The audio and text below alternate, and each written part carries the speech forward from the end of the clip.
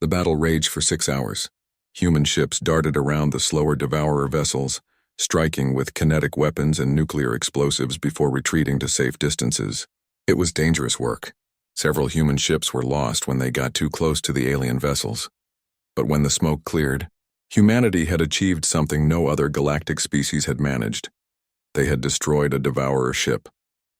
The wreckage drifted in space, no longer the terrifying consuming force that had devoured planets. It was just debris, proof that the invaders could be killed. News of the victory spread through the underground network and to the surviving Council species. For the first time since the invasion began, there was hope, but the war was far from over. The Devourers were scattered across the galaxy, consuming system after system.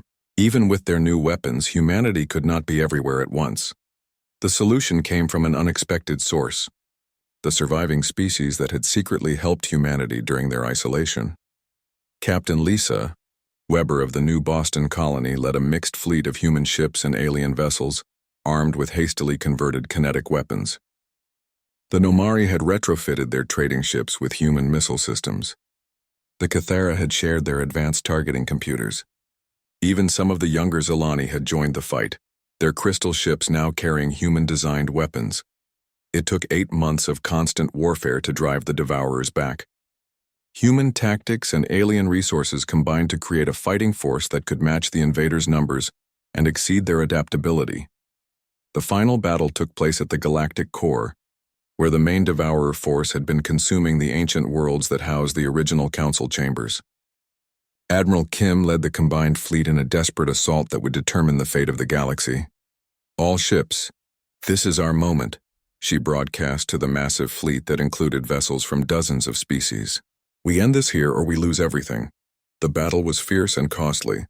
Many ships were lost, including vessels crewed by species that had once voted to destroy humanity. But in the end, human determination and galactic cooperation proved stronger than alien hunger.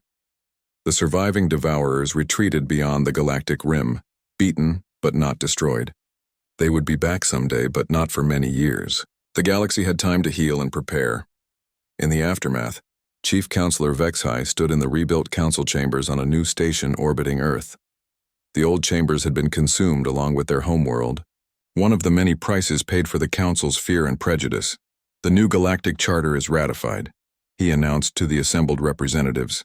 Many were species that had survived only because humanity had chosen to save them. Others were new voices, younger members of older civilizations who had learned from their elders' mistakes. President Santos, now serving as Earth's permanent representative to the Reformed Council, stood to address. The irony was complete and devastating. Chief Counselor Vexhai stood in the Emergency Command Center on the Council Station, watching display screens that showed the systematic destruction of galactic civilization. The very species he had condemned as dangerous were now the galaxy's only hope for survival. 3 weeks had passed since the Devourers began their full invasion. 17 star systems had been completely consumed. The ancient Zilani crystal worlds that had stood for 10,000 years were now empty space. The proud Sectari hive planets had fallen silent. Entire civilizations that predated human history by millennia had been erased in a matter of days. "Status report," Vexhai commanded. Though he dreaded what he would hear, Counselor Irilek, his blue skin now pale with stress, delivered the grim news. "The Morphite homeworld fell 6 hours ago. The entire aquatic civilization is gone. The Devourers consumed their oceans and turned their ships into more fuel. What about our defense fleets? Every energy weapon we fire makes them stronger. Every ship we send against them becomes part of their fleet within hours. We are not fighting them. We are feeding them."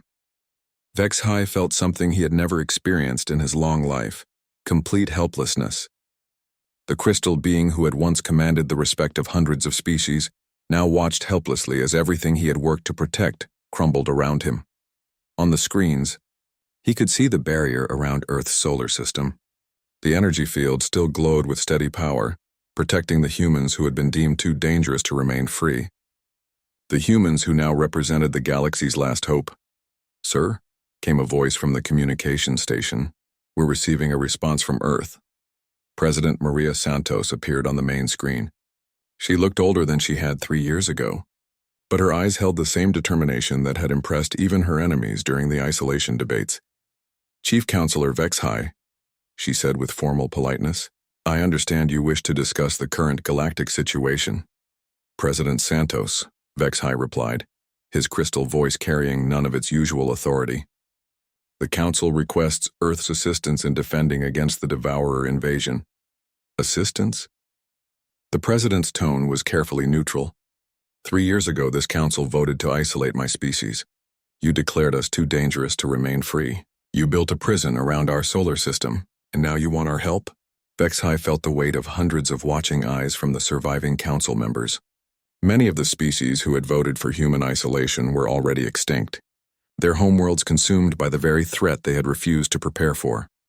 "The situation has changed," he said carefully. "Yes, it has," President Santos agreed. "The galaxy is burning. Billions of innocent people are dying, and the species that could have helped prepare for this threat was locked away because you were afraid of us." The truth of her words hit like a physical blow. If humanity had remained free, their rapid technological development and innovative military thinking could have been used to prepare defenses against the Devourers. Instead, the Council had wasted 3 precious years maintaining their isolation. "What do you want from us?" Vexhai asked, though he already knew the answer would be painful. "Nothing from you," President Santos replied. "But there are billions of innocent people dying out there. People who had no say in the Council's decision to imprison us. Children who never voted to condemn humanity. Families who are being destroyed by an enemy that feeds on the very weapons their leaders chose to rely on." She paused, and Vexhai could see the weight of command in her eyes. "We will help them," she continued. "Not because the Council deserves our help, but because it is the right thing to do. However, there will be conditions. Name them." "First, the isolation decree is permanently revoked. Humanity will never again be contained or restricted in our development or expansion." Vexhai wanted to object, but the smoking ruins of 17 star systems made arguments about human expansion seem ridiculous. "Agreed. Second, when this war is over, the Council will be reformed. The old system that allowed fear and prejudice to override justice will be replaced with something better. The remaining species will need to vote on such changes. The remaining species will be lucky to survive the next month without our help," President Santos said bluntly. "Those are our terms, Counselor. Accept them or face the Devourers alone." Vexhai looked around the command center at the representatives of species that had once ruled the galaxy with absolute confidence. Now they were refugees, begging for help from the people they had tried to destroy. "The terms are acceptable," he said. President Santos nodded. "The barrier will be lowered in 6 hours. Our fleets will begin deployment immediately. But understand this, Counselor. We are not fighting for the Council. We are fighting for the innocent people of the galaxy. Do not mistake our mercy for forgiveness." The screen went dark, leaving Vexhai alone with his shame and the weight of his species' mistakes. Admiral Sarah Kim stood on the bridge of the new flagship Defiance, watching as the barrier generators powered down for the first time in 3 years. Around her, the largest fleet in human history prepared for battle. "All ships report ready," announced Captain Tony Walsh, her fleet coordinator. 200 vessels ranging from destroyers to the new Dreadnought class, all armed with kinetic weapons and nuclear missiles. Sarah felt the familiar mixture of excitement and fear that came before battle. But this was different from anything humanity had faced before. They were not just fighting for their own survival, but for the survival of galactic civilization itself. "Send the message to all ships," she ordered. "Today we find out if our weapons can hurt these things. Today we discover if human stubbornness is stronger than alien hunger." The first human fleet to leave Earth's solar system in 3 years moved out at maximum speed toward the nearest Devourer force. They found their target consuming what had once been the Cathera homeworld. The battle was unlike anything in recorded galactic history. The Devourers moved like living things, their massive dark ships flowing through space in patterns that seemed to defy physics. They had grown larger since the invasion began, feeding on the energy weapons of dozens of civilizations. But when the human missiles struck, something different happened. "Direct hit on the lead vessel," reported the weapons officer on the Defiance. "No energy absorption detected. The target appears to be damaged." Admiral Kim felt a surge of hope. "All ships concentrate fire on the damaged target." Let's see how much punishment these things can take. 2 years had passed since the barrier went up around Earth's solar system. Dr. Elena Vasquez was working late in her quantum physics laboratory when something impossible happened.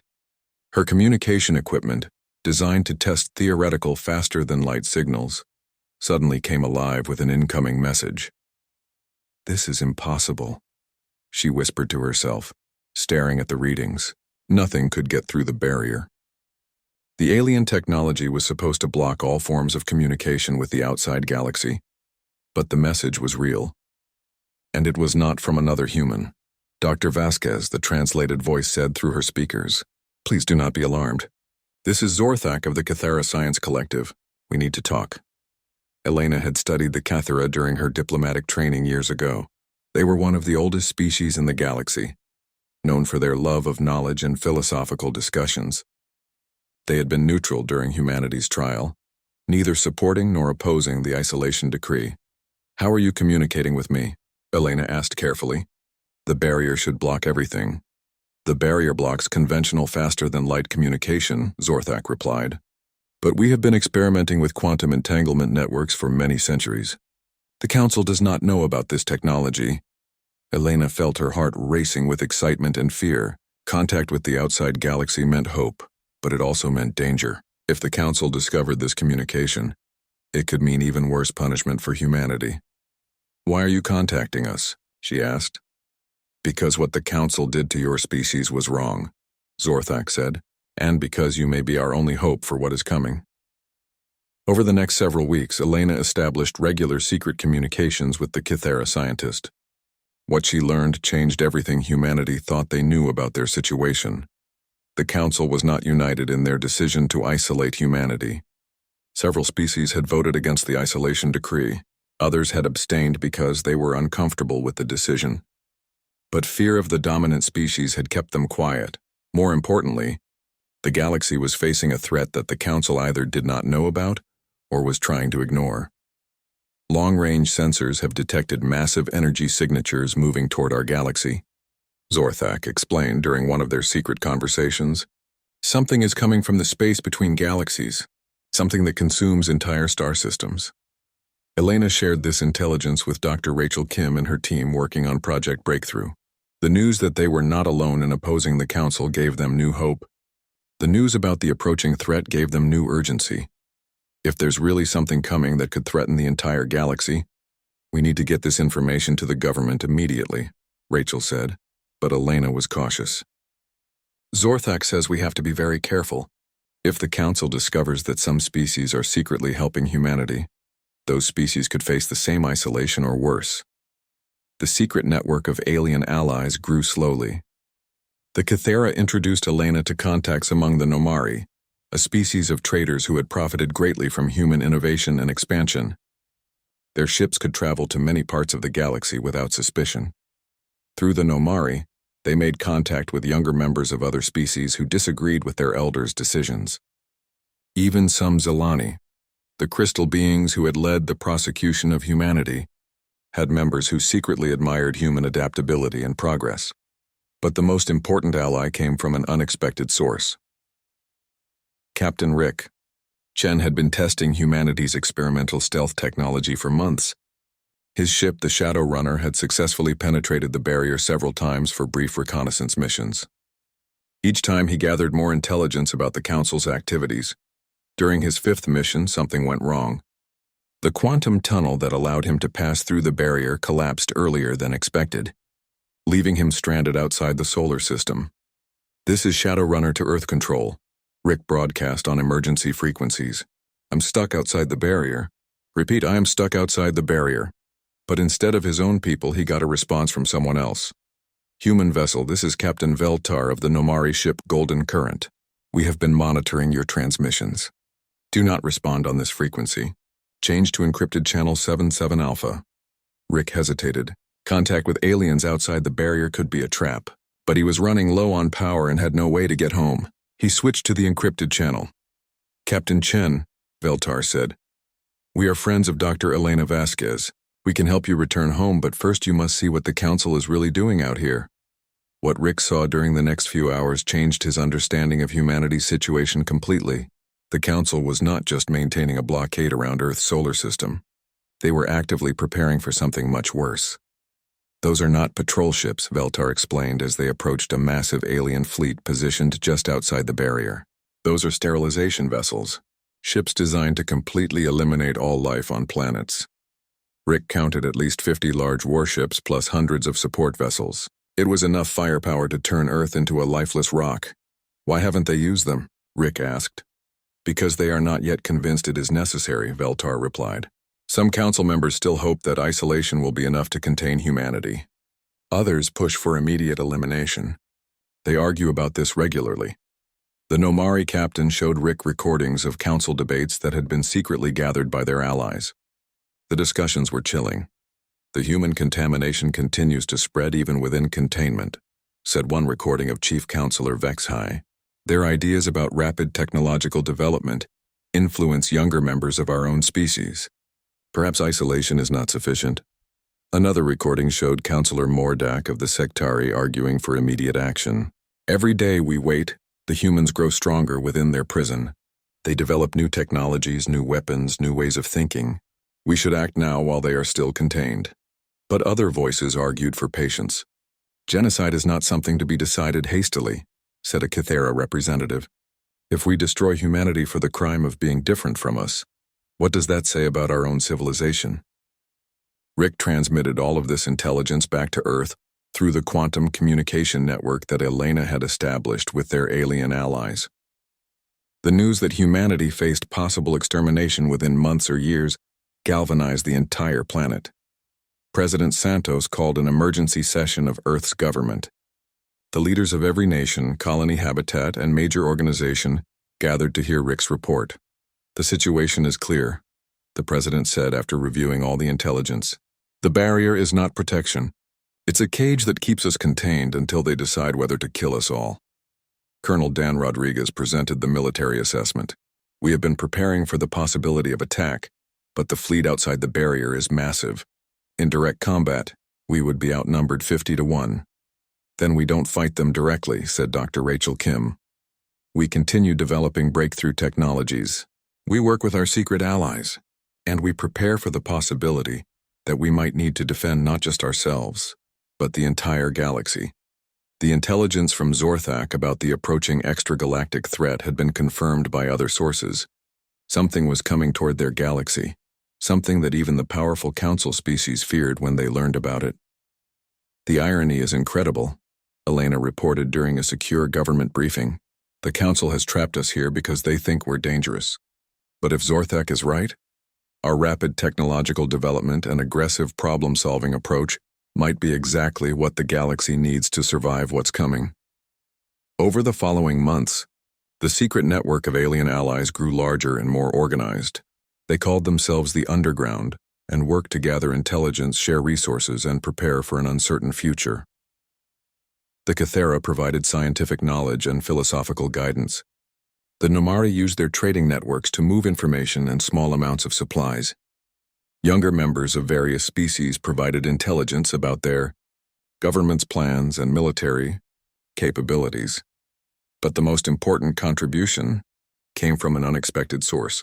The colonies that had been cut off when the barrier went up. Captain Lisa Weber of New Boston Colony had managed to maintain secret contact with Earth through quantum communication networks provided by their alien allies. Her colony and others like it had become hidden bases of human activity beyond the barrier. We're not just surviving out here, Lisa reported during a secret communication with Earth. We're thriving. The colonies the Council thought they had isolated are actually becoming stronger. The hidden colonies provided forward bases for reconnaissance missions, secret laboratories for developing new technologies, and proof that humanity could not be easily contained or destroyed. But time was running out. Intelligence from the underground suggested that the Council was moving toward a final decision about humanity's fate. The debates are becoming more heated, Zorthak reported. The faction pushing for immediate elimination grows stronger with each passing month. They argue that containment has failed because humans continue to develop dangerous technologies, even within the barrier. Dr. Nathan Cross had been working with salvaged alien technology for 3 years, ever since the barrier went up around Earth. His laboratory was filled with pieces of equipment that had been left behind when alien diplomats evacuated the solar system. Most of it was broken or incomplete, but Nathan was good at making things work. The breakthrough came at 2 in the morning on a Tuesday. Nathan was studying energy readings from the barrier generators when he noticed something that made no sense. "This can't be right," he muttered, checking his instruments again. The barriers around Earth were not just keeping humans in, they were keeping something else out. Nathan called his assistant, Dr. Amy Foster, who arrived within an hour despite the late time. "Look at this," Nathan said, pointing to his computer screen. "These energy signatures are coming from outside the galaxy, way outside, and they're getting stronger." Amy studied the data carefully. "What kind of energy creates patterns like this?" "I don't know. But whatever it is, it's big, really big, and it's moving toward our galaxy." They worked through the night analyzing the strange signals. By morning, they had reached a terrifying conclusion. "We need to contact President Santos immediately," Nathan said. The president arrived at Nathan's laboratory with her science advisor and security team. She listened carefully as Nathan explained what they had discovered. "The barrier generators are not just containing us," Nathan said. "They're part of a much larger defensive network. The aliens have been detecting this external threat for years, maybe decades." He showed them the energy readings and trajectory calculations. "Whatever is coming toward our galaxy, it's massive. Multiple objects, each one larger than most space stations, and they're not slowing down." President Santos studied the data with growing alarm. "Are you saying the Council knew about this threat when they put us in isolation?" "I think they did," Amy replied. "The barrier technology is designed to block more than just faster-than-light travel. It's designed to hide entire star systems from long-range detection." The implications were staggering. The Council had not isolated humanity to protect the galaxy from humans. They had isolated humanity to hide them from something far more dangerous. Dr. Elena Vasquez was called in to consult with their alien allies in the underground. The response from Zorthak of the Cathara was immediate and alarming. "You have discovered what few in the Council dare to speak about openly," the alien scientist said through the quantum communication link. "The Devourers have been approaching our galaxy for many of your years. The Council has been preparing defenses, but they are terrified that nothing will work." "Devourers?" Elena asked. "What are they exactly?" "We do not fully understand them ourselves," Zorthak replied. "They appear to be a species or collection of species from another galaxy. They consume planets, absorbing all matter and energy to fuel their expansion. Entire star systems disappear when they pass through." Elena felt sick to her stomach. "How long do we have?" "Our latest sensors suggest they will reach the galactic rim within months, maybe less." The news spread through Earth's government and military leadership like wildfire. Suddenly, humanity's isolation took on a completely different meaning. They were not prisoners waiting for execution. They were survivors hidden away while the galaxy prepared for war. But the most shocking revelation was yet to come. Admiral Sarah Kim had been promoted to command Earth's growing fleet of defensive vessels. When she learned about the approaching threat, she immediately began analyzing human military capabilities compared to what they knew about galactic technology. "We need intelligence about how the Council plans to fight these Devourers," she told her staff during an emergency planning session. "Our weapons, our tactics, our entire approach to warfare is different from theirs. We need to know if that makes us stronger or weaker." Captain Rick Chen's stealth ship Shadowrunner was sent on another reconnaissance mission beyond the barrier. This time, his goal was to observe Council military preparations and gather intelligence about their defensive plans. What he found was both encouraging and terrifying.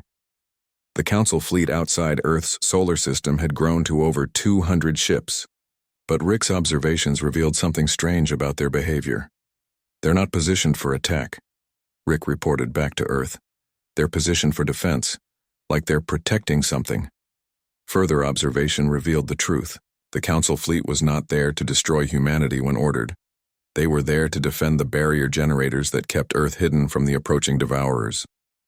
"My God," Admiral Kim realized when she heard Rick's report. "They're not planning to kill us. They're planning to use us." The strategy became clear when more intelligence arrived from the underground. The Council had studied human military history and technological development. They had reached a conclusion that terrified them. Humanity's rapid advancement, aggressive expansion, and innovative problem-solving abilities were exactly the traits needed to fight an enemy like the Devourers. But these same traits made humans dangerous to the established galactic order. The Council's solution was to keep humanity isolated until the Devourers arrived, then release them to fight while the older species remained safe behind their own barriers.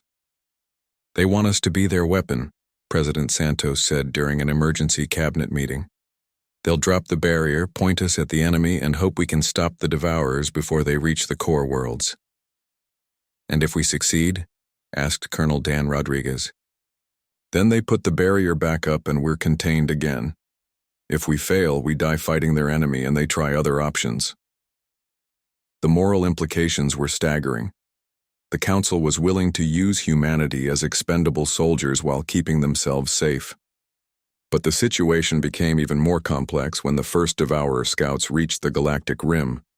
The initial attack targeted a remote system called Zephyr Prime, home to a small colony of aquatic beings known as the Tidal Folk. The system had 3 planets and a modest defense fleet of 12 ships. The attack lasted less than 6 hours. Long-range sensors operated by the underground recorded the entire event.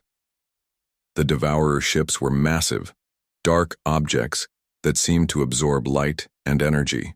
They moved through space like living things, changing shape and direction in ways that defied physics. When they reached Zephyr Prime, they did not attack the planets with weapons. Instead, they simply touched down on the surface and began consuming everything. Rock, water, atmosphere, and all life forms were absorbed into the alien ships. The defense fleet tried to fight back with energy weapons and missiles, but every shot they fired seemed to make the Devourers stronger. The alien ships absorbed the energy from the weapons and used it to grow larger. Within hours, 3 entire planets were gone. The Devourer ships had consumed everything, leaving only empty space where a solar system used to exist. The recordings were shared with the Council and with humanity through the underground network. The reaction was immediate panic among the galactic leadership. "Their energy-based weapons are useless," Admiral Kim analyzed after studying the attack recordings. "Every time they shoot at the Devourers, they're basically feeding them." Dr. Rachel Kim and her scientific team studied the recordings for days, looking for weaknesses in the Devourer ships. "They absorb energy, but what about physical impact?" she suggested. "Kinetic weapons, nuclear explosives, anything that relies on mass and momentum rather than pure energy." Nathan Cross ran simulations based on the attack data. It might work. The Devourers seem to feed on organized energy patterns. Chaotic physical destruction might be harder for them to absorb. The implications were clear. Humanity's preference for kinetic weapons, nuclear missiles, and physical projectiles might be more effective against the Devourers than the energy-based weapons used by most galactic species. But before they could test this theory, the situation became much worse. The Devourers at Zephyr Prime had grown larger after consuming the system. Now they split into multiple groups, heading toward different parts of the galaxy. The invasion had begun in earnest. Emergency communications flooded through the underground network as alien species realized their traditional defenses were not just inadequate, but actively helpful to the enemy. "The Zelani homeworld is under attack," Zorthak reported during an emergency communication with Elena. "Their crystal-based energy weapons are making the Devourers stronger with every shot." "What about evacuation?" Elena asked. "Where can they evacuate to?" "The Devourers move faster than our ships. They consume entire systems in hours." Reports flooded in from across the galaxy. The proud sectary hive worlds were being consumed. The beautiful ocean planets of the Morphides were being drained. Ancient civilizations that had existed for thousands of years were disappearing in a matter of days. The Council's emergency sessions became increasingly desperate. Their traditional weapons were worse than useless. Their defensive strategies were failing completely, and their most powerful ships were being turned into fuel for an enemy that grew stronger with every victory. President Santos received an unprecedented communication from Chief Counselor Vexhai himself. President Santos, the Zelani leader said through official diplomatic channels. The Council requests immediate consultation with Earth regarding the current galactic crisis. The stars looked different from the bridge of the Aurora's dawn. Captain Jake Morrison stood at the main window, watching the massive space station grow larger as they approached. It was bigger than anything humans had ever built. The station spun slowly around the planet Kepler Prime, its metal arms stretching out like a giant wheel in space. "Captain, we'll dock in 20 minutes," said Lieutenant Commander Steve Parker from his station. His voice was calm, but Jake could hear the worry underneath. They all felt it. This trip was not normal.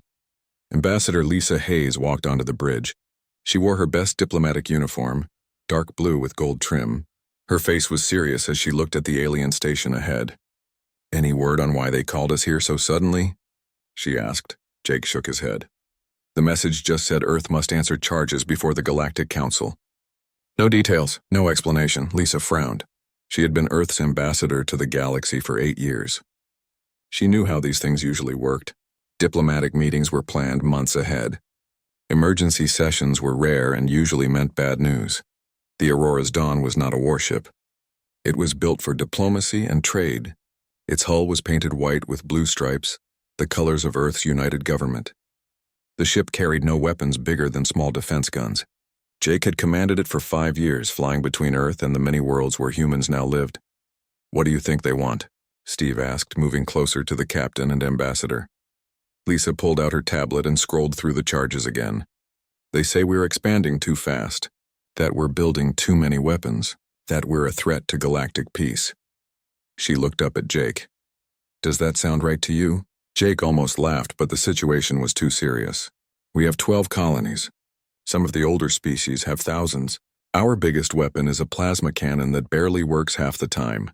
Most of our ships are cargo haulers and science vessels." "That's what I thought too," Lisa said. "But something has them scared." The communication system beeped. A strange voice spoke in translated galactic standard.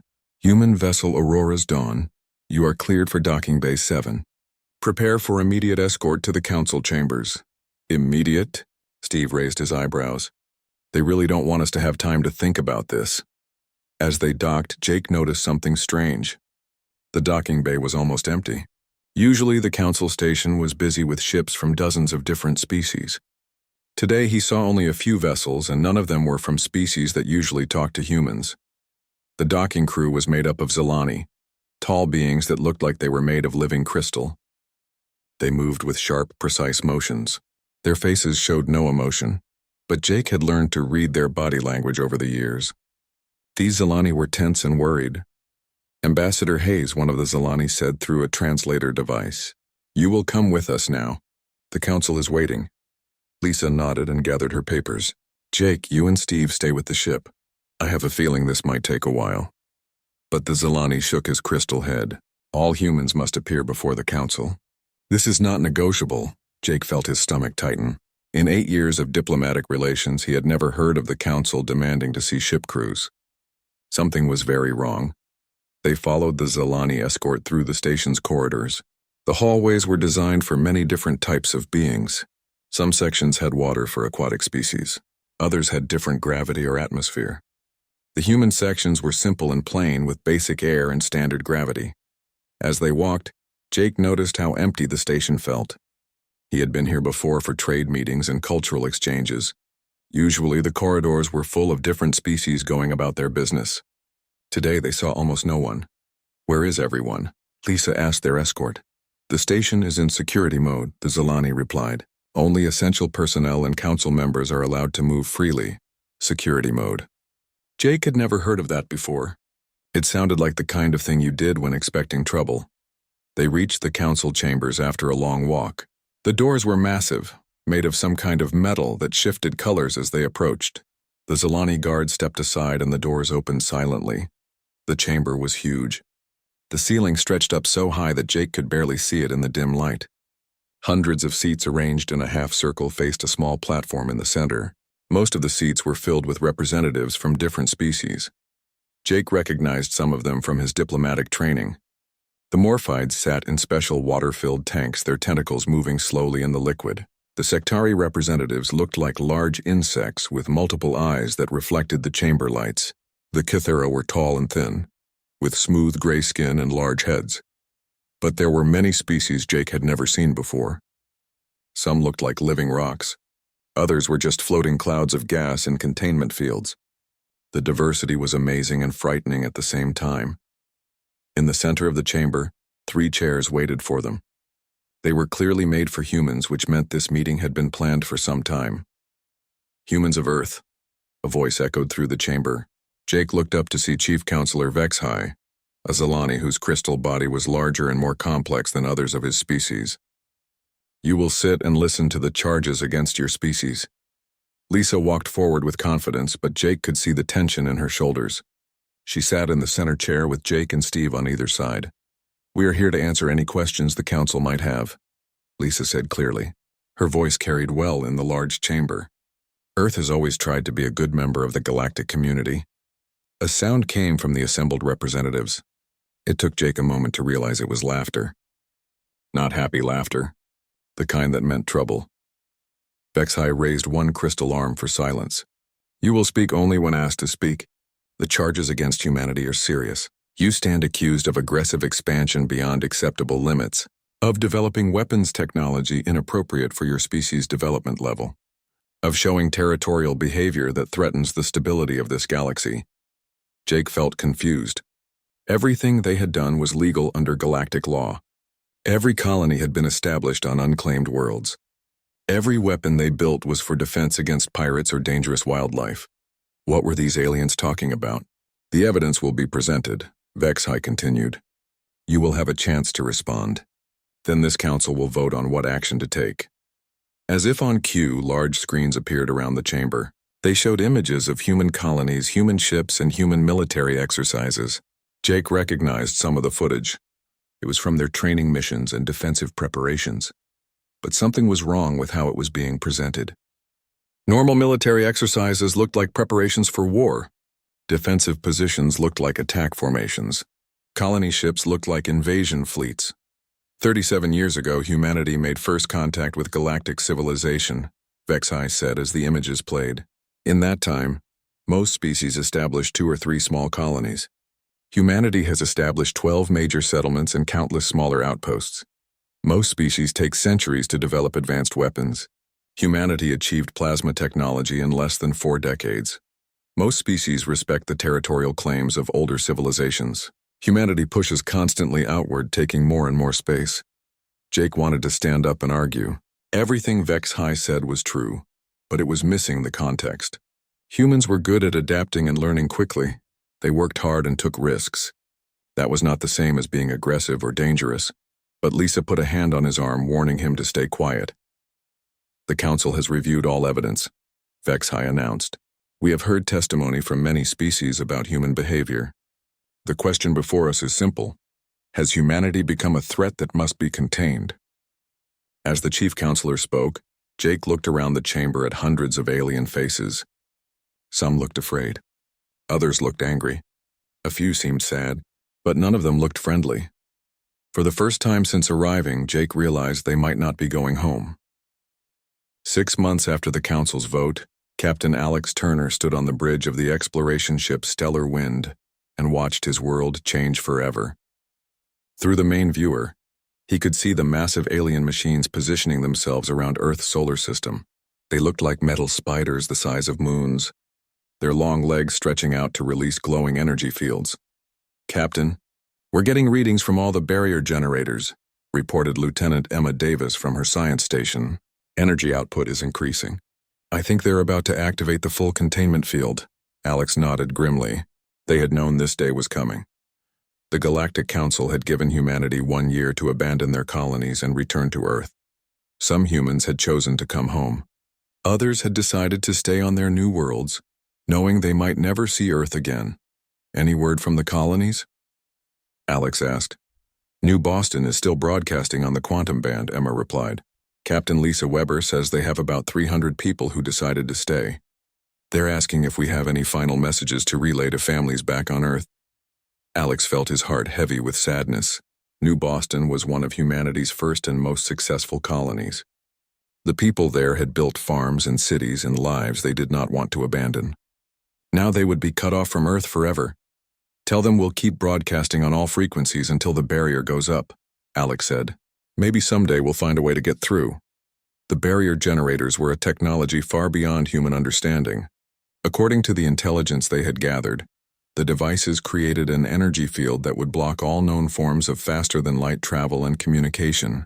It was like building a wall around the entire solar system. On Earth, President Maria Santos was addressing the planet from her office in Geneva. The speech was being broadcast to every human settlement in the solar system and to the few colonies that still had communication links.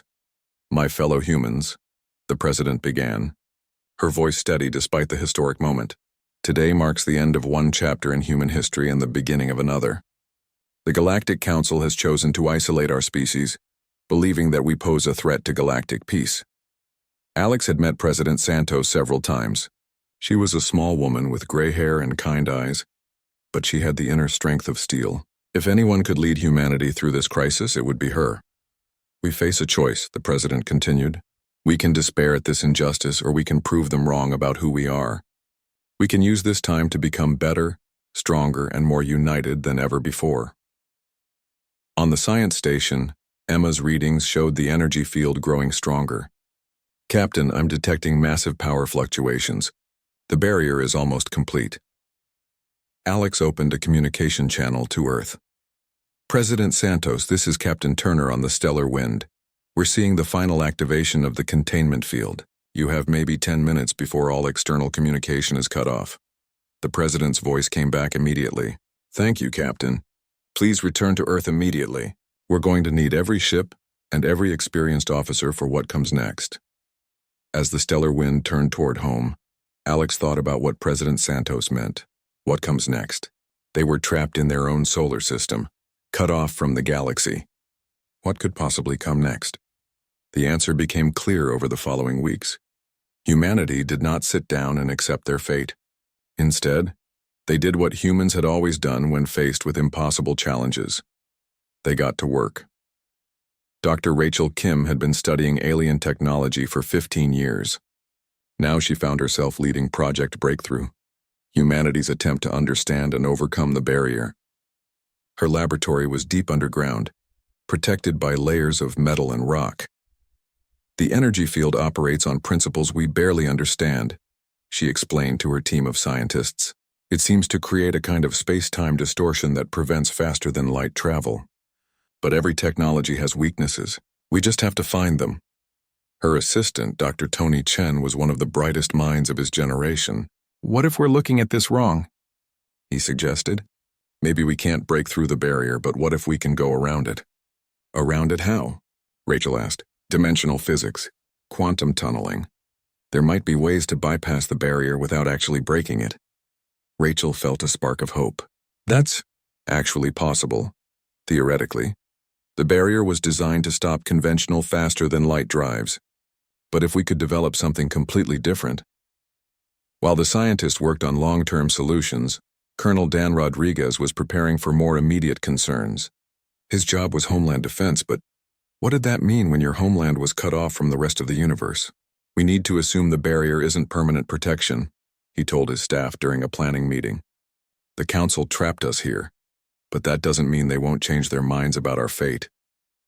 His intelligence officer, Major Sarah Bell, pulled up star charts on the main screen. Sir, our last reports from outside showed Council ships positioning themselves beyond the barrier. It looks like they're maintaining a blockade, which means they're still watching us, Dan replied, still making sure we stay contained. But it also means they're ready to act if containment isn't enough.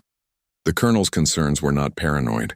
Intercepted alien communication suggested that not all Council species were satisfied with simply isolating humanity. Some wanted a more permanent solution to what they saw as the human problem. But humans were adapting to their new situation with typical determination. The barrier had forced the abandonment of 12 colonies, bringing millions of people back to an already crowded Earth. Instead of creating chaos, it sparked the greatest period of cooperation and innovation in human history. Space habitats were built around Earth and Mars at a record pace. The Moon became a major industrial center, Asteroid mining operations expanded to provide resources for the growing population. Within 6 months, the solar system was more developed than it had been after decades of slower growth. President Santos called it the Solar Renaissance. Trapped in one system, humanity began to use every resource available to them. They built cities in space, farms on asteroids, and research stations in the outer planets, but the most important work was happening in secret laboratories like Dr. Kim's. The breakthrough came after months of failed experiments and theoretical calculations that led nowhere. "I think I've got something," Tony announced during a late-night research session. "Look at these quantum resonance patterns." Rachel studied the data on his screen.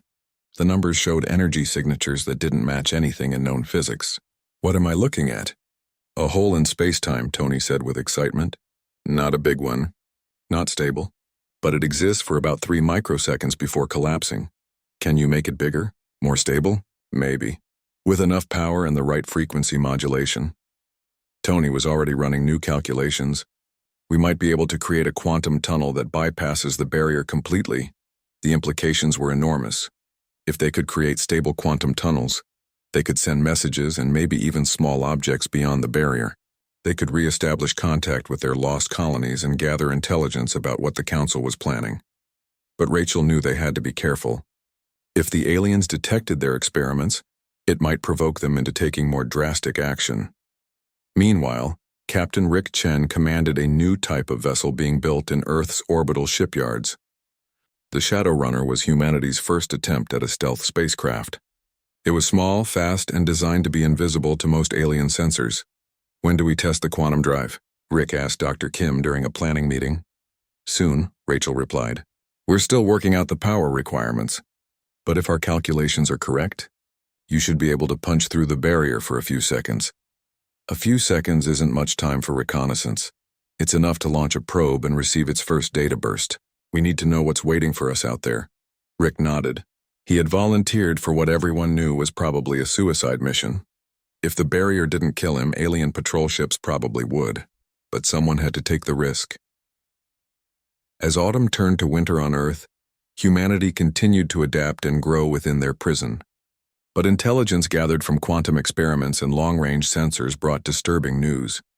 The Council was not content with simply containing humanity. Several species were pushing for what they called the final solution: complete elimination of human civilization while they remained trapped and helpless. President Santos received this intelligence during a security briefing. That would change everything. "How long do we have?" she asked Colonel Rodriguez. "Unknown, ma'am. Could be months. Could be years. But the intelligence suggests they're building toward a decision. Then we need to be ready." The president looked out her window at the lights of the growing orbital habitats. "We need to be ready for anything."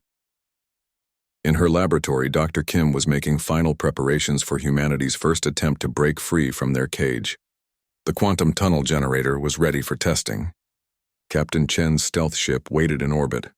But as they prepared to take their first step back into the galaxy, none of them knew that the universe was about to change in ways that would... The trial began at what humans would call dawn, though there was no real day or night on the space station. Ambassador Lisa Hayes sat straight in her chair as Chief Counselor Vexai began reading the formal charges. His crystal body caught the chamber lights and threw rainbow patterns across the walls. The species known as humanity stands accused of violating the peaceful expansion protocols established by this council 3,000 years ago, Vexai announced. His voice echoed in the huge chamber. "The evidence will show that humans have expanded beyond acceptable limits, developed dangerous weapons, and shown aggressive tendencies that threaten galactic stability." Jake Morrison looked around the chamber at the hundreds of alien representatives. Most of them were watching the humans with what he could only describe as fear. He had never understood why anyone would be afraid of humans. They were small compared to most galactic species. Their technology was basic. Their weapons were simple. The first piece of evidence appeared on the screens around the chamber. It showed a map of human space with red dots marking each colony and outpost. To Jake, it looked like a reasonable spread across 12 star systems. But murmurs went through the alien audience as if they were looking at an invasion plan. In 37 standard years, Humanity has claimed territory in 12 systems, said Counselor Mordak. A sectari whose insect-like head turned toward the humans. Most species require 200 years to establish such an extensive presence. This rapid expansion demonstrates concerning ambition. Lisa stood up slowly. Counselor Mordak, every human settlement was established on unclaimed worlds. We followed all galactic laws and procedures. We never took territory from another species. But you took territory that could have been claimed by others, Mordak replied. Your rapid expansion prevents other species from natural growth. With respect, Counselor, there are millions of unclaimed worlds in this galaxy. Our 12 colonies hardly limit anyone's opportunities for growth. More murmurs from the alien representatives. Jake noticed that some species seemed to be nodding in agreement with Lisa, but they were definitely in the minority. The next evidence showed human military exercises. Jake recognized the footage immediately. It was from training missions designed to help colonial defense forces work together. But on the screens it looked different.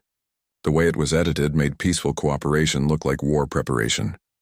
Human military forces conduct regular combat exercises across multiple star systems, said Counselor Zenthara, whose gaseous form floated in a containment field. These exercises involve weapons testing, tactical coordination, and strategic planning on a scale rarely seen from younger species. Captain Jake felt his temper rising.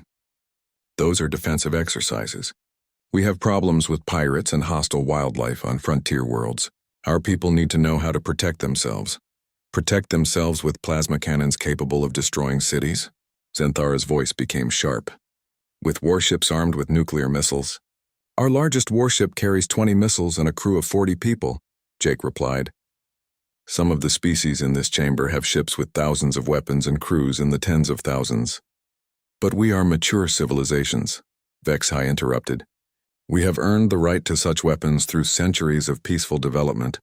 Humanity seeks advanced weapons after mere decades of space travel.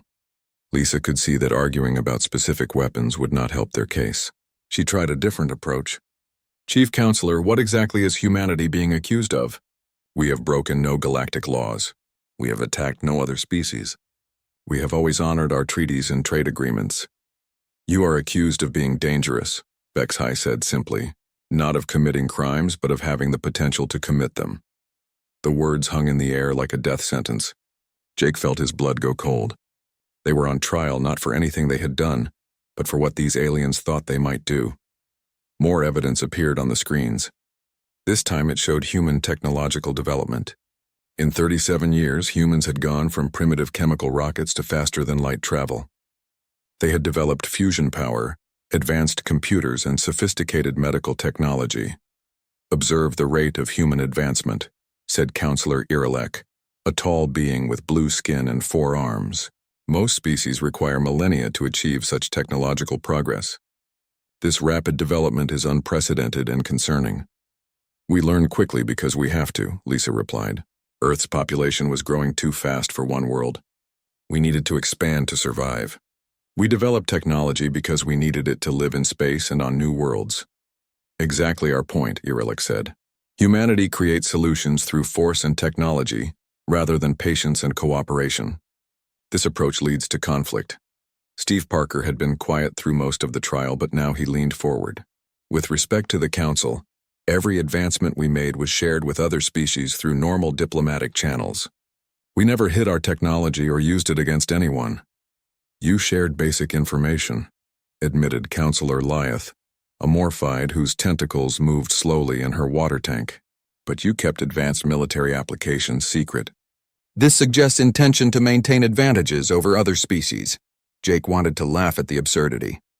Of course we keep some military technology secret. Doesn't every species? Do you share your most advanced weapon designs with everyone? We share them with species we trust, Lyeth replied. Species that have proven themselves peaceful over long periods of time. How are we supposed to prove ourselves peaceful if you never give us the chance? Lisa asked. The question seemed to confuse some of the alien representatives. Jake noticed several of them looking at each other as if this thought had never occurred to them, but Vexahai was ready with an answer. You prove yourselves by accepting limitations on your growth and development, by showing restraint, by demonstrating that you can be satisfied with what you have instead of always wanting more. You want us to stop growing? Stop learning? Stop exploring? Lisa's voice rose with disbelief. We want you to slow down, Vex-High replied, to develop at a reasonable pace, to show that humanity can coexist with other species without threatening them. Jake looked around the chamber again, and finally understood what was really happening. These aliens were not afraid of human aggression. They were afraid of human potential. They were afraid that humans might become powerful enough to challenge the established order of galactic civilization. The older species had been in control for thousands of years. They had grown comfortable with their positions of power. The idea of a young, energetic species rising to challenge them was terrifying. This is not about keeping the peace, Jake said suddenly, standing up. This is about keeping control. Silence fell over the chamber. Even Vex-High seemed surprised by Jake's directness. You have ruled this galaxy for thousands of years, Jake continued. You have divided up territory and resources among yourselves. You have created laws and rules that benefit the species already in power. And now you see humanity developing quickly, and you are afraid we will upset your comfortable arrangements. Captain Morrison, Lisa warned. But Jake was not finished. You talk about peaceful development, but what you really mean is slow development. Development that does not threaten your position. You want us to stay weak so you can stay strong. The alien representatives erupted in angry voices, clicking sounds, and other forms of protest. Vex-High raised his crystal arms for silence. The human has revealed the true nature of his species, the chief counselor said coldly. Aggressive, ambitious, and unwilling to accept their proper place in galactic society. Lisa stood up beside Jake. She knew their diplomatic mission was probably over, but she had one more thing to say. Chief Counselor, members of the Council, we came here in good faith to answer your concerns. We have tried to explain our actions and our motivations, but it seems clear that you have already made your decision about humanity. She looked around the chamber at hundreds of alien faces. Some looked guilty. Others looked angry. A few looked sad. If this council chooses to punish humanity for the crime of being successful, then history will judge whether that was justice or fear. Vex-High's crystal body seemed to grow brighter with anger. This council will vote on the appropriate response to the human threat. The vote will take place immediately. Electronic voting devices appeared at each representative's seat. Jake watched as hundreds of aliens made their choices. The voting was quick and efficient. When it was over, Vex-High announced the results. By a vote of 847 in favor, 12 opposed with 23 abstentions. This council approves the isolation decree. Jake felt the blood drain from his face. What does that mean? It means, Captain Morrison, that humanity will be contained. Your existing colonies must be abandoned within 1 standard year. Your species will be confined to your home system, and Earth will be surrounded by a barrier that will prevent any further human expansion into galactic space. The chamber erupted in what Jake assumed was applause from the alien representatives. But to him, it sounded like the noise of scavengers celebrating over a fresh kill. Lisa sat down heavily, looking defeated. Steve put his hand on Jake's.